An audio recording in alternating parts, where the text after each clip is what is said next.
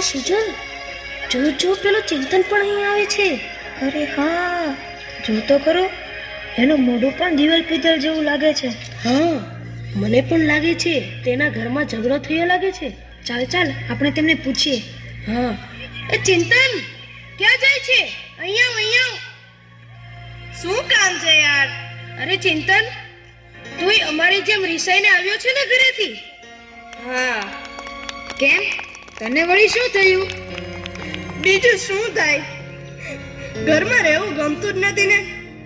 જ્યારે હોય ત્યારે પપ્પા વાતમાં ઉતારી પાડે છે, અને મમ્મી તો આખો દિવસ એમ જ કહ્યા કરે છે કે ગરમ ચીપિયો ચંપાવી દઈશ.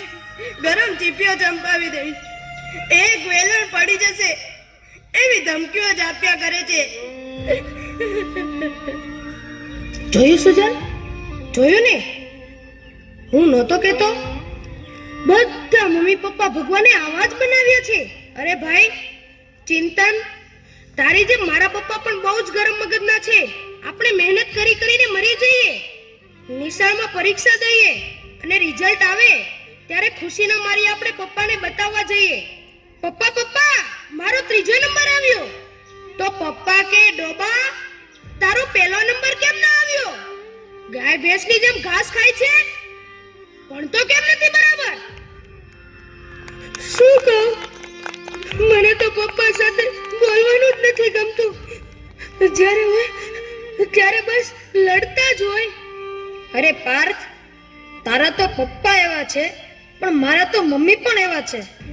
બસ આખો દિવસ કામમાં ને કામમાં, અને નવરી પડે એટલે બેનપણીઓને ફોન કરશે અને બહાર શોપિંગ કરવા જશે. પણ હું કહું કે મમ્મી મારે નકશાપોથી લાવવી છે, મને એમાં સમજ જ નથી પડતી, મારી સાથે ચાલો ને, તો તરત જ કહેશે કે ભણવા શા માટે જાઓ છો? ભણવાનું તારે છે કે મારે? ડોબા, હું નથી આવતી તારી સાથે, લે આ 10 રૂપિયા લઈ આવ તારી સાથે. ને પછી આપણે કંઈક લાવવામાં ભૂલ થઈ ગઈ અને પછી ટીચરની ફરિયાદ આવી અને તરત જ આપણને પપ્પા પાસે ધરી દેશે કે લ આ તમારો હીરો સ્કૂલમાં લોચા મારીને આવ્યો છે. અને પછી પપ્પા જાણ્યા સાંભળ્યા વગર બસ મને ડીબવાનું જ ચાલુ કરી દે. મને પણ એ જ સમજાતું નથી કે આમાં આપણો વાંક શું છે. આપણો શું વાંક? આપણો વાંક એટલો જ કે આપણે બાળક છીએ. આ જો ને, તારા મમ્મી પપ્પા આવા, આનાય મમ્મી પપ્પા આવા, મારાય મમ્મી પપ્પા આવા. મને તો એ જ સમજાતું નથી કે બધાના મમ્મી પપ્પા પોતાના છોકરાઓ સાથે જ કેમ આવું વર્તન કરે છે. વાર્તાઓમાં આવે છે એવું વાલ કેમ નથી કરતા? એ ચિંતન, એક વાત કહું, મેં એક વાર્તા સાંભળેલી. એક ધમાલિયો છોકરો હતો, પણ એના પપ્પા મમ્મી એને બહુ પ્રેમથી સમજાવતા હતા.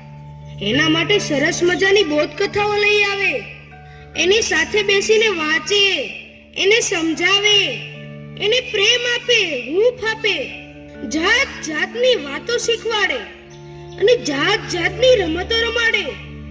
અને પરિણામે એ બાળક ધીરે ધીરે આગળ વધવા લાગ્યો અને પછી એ બહુ મોટો માણસ બની ગયો. મને તો એમ થાય છે કે આપણા નસીબમાં આવા મમ્મી પપ્પા કેમ નથી? શું આપણને આવો પ્રેમ ક્યારેય નહીં મળે? મળશે, જરૂર મળશે, પણ આપણને નહીં, પેલા પાલતુ કૂતરાને. ડોગી, મારો પ્યારો ટોમી, આવી ગયો. બહુ સ્વીટ છે, કેટલો ક્યુટ લાગે છે આજે મારો ટોમી. વાહ. મને જોઈને પૂંછડી પટપટાવ્યા કરે છે. Very good. ભૂલી જ ગયો, તને બ્રેકફાસ્ટ આપવાનું તો ભૂલી જ ગયો છું. લે બિસ્કિટ ખા. વાહ. કેવા પ્રેમથી બિસ્કિટ ખાય છે મારો ટોમી, મારો ડોગી. કેવો મસ્તીથી પૂંછડી પટપટાવે છે. વાહ. મને એમ લાગે છે કે તને પૂંછડી પટપટાવતા જોઈને હું પણ પટપટાવું. એટલે પૂંછડી નહીં, મારે ક્યાં પૂંછડી છે? મારો ડોગી, મારો સ્વીટુ. બહુ સાચું કીધું હો તે. આ જોને કૂતરાને રમાડે, જમાડે, નવરાવે, ફરવા લઈ જાય. પણ દીકરાને ખખડાવી નાખે, મારે, ધમકાવે. અલા છોકરાઓ, શું કરો છો? આટા ફેરાને આશીર્વાદ, બરાબર ને? નાના રખડવા સિવાય કઈ ધંધો છે તમારે? પપ્પા, આ કૂતરા તમને બહુ ગમે છે નહીં? અરે હા, તે ગમે જ ને. પણ તને શું થાય છે એમાં? પણ મને તો એમ થાય છે કે આ કૂતરાઓની ગળચી દબાવી દઉં. કેમ? કારણ કે અમારા કરતા તો કૂતરાઓ નસીબદાર છે. તમારા કરતા કૂતરા નસીબદાર એ વાળી કેવી રીતે? તો શું કહું બીજું? મને નથી મળતો એટલો તમારો પ્રેમ આ કૂતરાઓને મળે છે.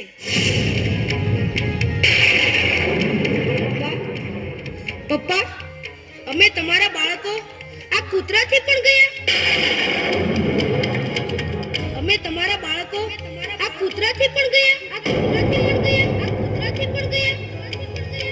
પપ્પા, જવાબ આપો પપ્પા. કેમ કઈ બોલતા નથી? આ કૂતરાઓ જેટલો પણ હું તમને વાલો છું પપ્પા, કેમ કઈ બોલતા નથી? મોટા થઈને જો મારે પણ આવો જ પપ્પા થવાનું હોય તો મારે મોટા થવું જ નથી પપ્પા. મારે મોટા થવું જ નથી.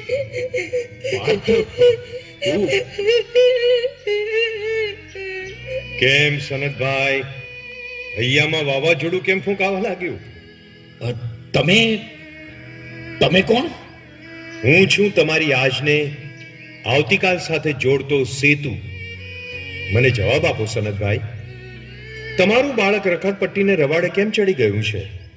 અને તમારા જ ઘરમાં રહેતા અબોલ પશુ પર ગુસ્સો કેમ ચડે છે? મને તો કાંઈ સમજાતું નથી. બાળકની સંવેદનશીલતાને જ્યાં ધક્કો પહોંચે છે ત્યાં તે જ ઘરમાં આવા જ પરિણામો જોવા મળે છે.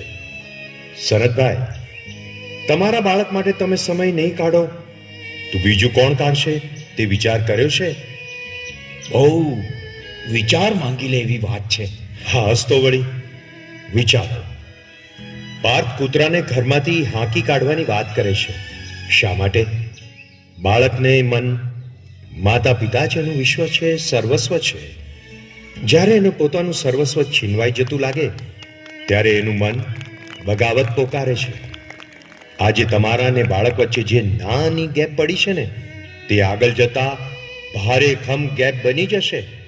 પછી એ માતા પિતાની એક કે વાત નહીં માને, નહીં સમજે. એવું ક્યારેય નહીં બની શકે. પણ આ જ એક વરવું સત્ય છે કે જો બાળક માતા પિતાને ધિક્કારતો થઈ જશે તો કુમાર્ગે, કુસંગના છંદે ચડી જશે. કુટુંબથી છૂટો પડીને એકલવાયો થઈને દુનિયાની અંધારી ગર્તામાં ધકેલાઈ જશે. અને અજાણતામાં માતા પિતા સ્વયં એ પાપના ભાગીદાર બની જશે. બસ બંધ કરો તમારી વાત. તો પછી પ્રતિજ્ઞા લો કે અમે બાળકને સમય આપીશું, પ્રોત્સાહન આપીશું, એની ઉપેક્ષા નહીં કરીએ, પણ એના અસ્તિત્વને પળે પળે વધાવીશું. એના માટે તો હું આજથી જ પ્રતિજ્ઞાબદ્ધ થાઉં છું. તો તમારું ભવિષ્ય ઉજ્જવળ જ બનશે. કારણ કે તમારી આજ સુધારે આવતીકાલ.